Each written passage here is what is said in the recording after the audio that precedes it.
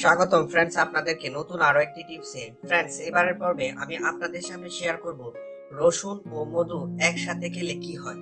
Friends, এই রসুন কে গরিবের পেনিসিলিন বলা হয়ে থাকে, অর্থাৎ জীবন রক্ষাকারী উপাদান হিসেবে এটাকে চিহ্নিত বা অবহিত করা হয়।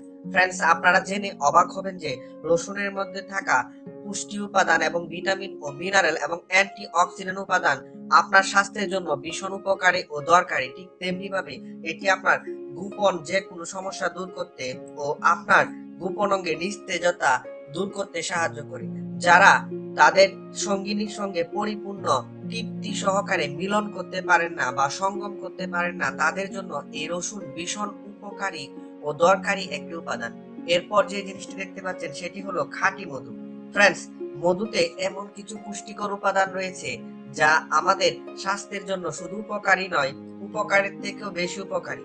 এটাতে থাকা antioxidant, vitamin, mineral, vitamin A, B এবং ভিটামিন সি ও অন্যান্য পুষ্টি উপাদান বা গুণাগুণ থাকার ফলে এই মধুকে এতটাই কার্যকরী এবং গুরুত্ব সহকারে দেখা হয় যে এই মধু খেয়ে আপনি অতিরিক্ত মেদ চর্বি, শরীরের বিভিন্ন প্রকার কমজোরি, শারীরিক দুর্বলতা, মানসিক প্রেসার ইত্যাদি সমস্যা দূর করতে পারবেন।